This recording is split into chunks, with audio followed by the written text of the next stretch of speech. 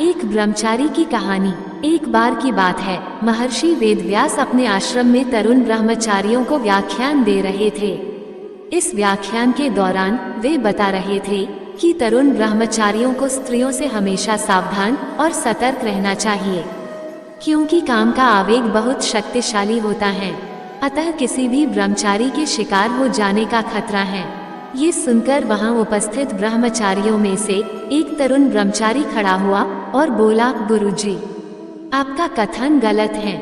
मुझे कोई भी स्त्री अपनी ओर आकर्षित नहीं कर सकती। मैं पूर्ण ब्रह्मचारी हूँ।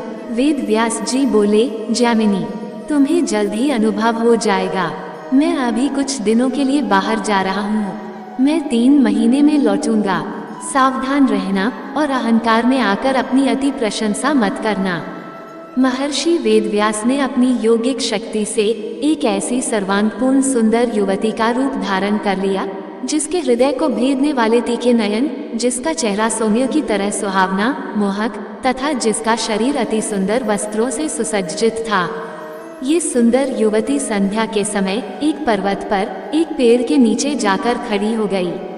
अकस्मात बादल इकट्ठे हो गए और वर्षा प्रारंभ हो गई।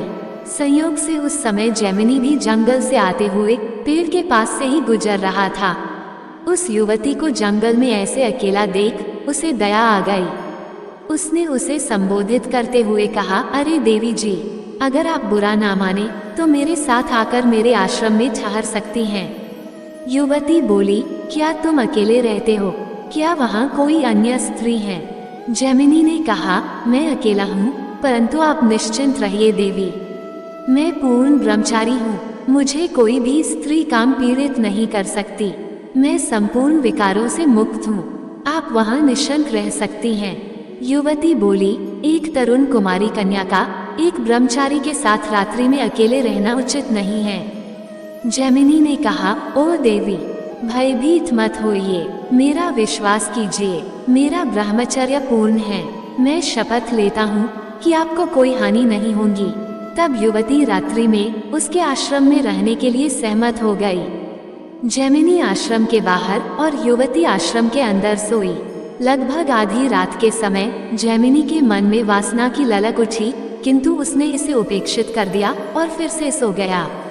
इस बार तेज ठंडी ठंडी हवाएं चलने लगी। जैमिनी उठा, दरवाजा खटखटाया और कहा, ओ देवी, बाहर बहुत ज्यादा ठंडी हवाएं चल रही हैं। मैं इन्हें सहन नहीं सकता, इसलिए मैं अंदर सोना चाहता हूँ। तो उस युवती ने दरवाजा खोल दिया। अब जैमिनी अंदर सो रहा था। इस बार फिर से उसके मन में एक तीव्र वासना की ललक उठी। इस बार क्योंकि वह उसके निकट सो रहा था, अतः वह उसकी श्वासों को सुन रहा था तथा उसकी महक को महसूस कर रहा था। एक बार फिर उसके मन में वासना की प्रचंड लालसा उठी। इस बार वह अपना विवेक खो बैठा और उठकर उस सुंदरी का आलिंगन करने के लिए आगे बढ़ा ही था कि वेदव्यास जी ने अपना असली रूप धारण कर लिया और कहा, ओ मेरे प्रिय जैमिनी, कहाँ है तुम्हारा पूर्ण ब्रह्मचर्य? क्या तुम अब भी पूर्ण ब्रह्मचर्य में स्थित हो? क्या कहा था तुमने जब मैं व्याख्यान दे रहा था? जैमिनी ने शर्म से अपना सिर झुका लिया और बोला, गुरुजी, मुझसे बहुत बड़ी गलती हो गई। कृपया मुझे क्षमा कर दीजिए।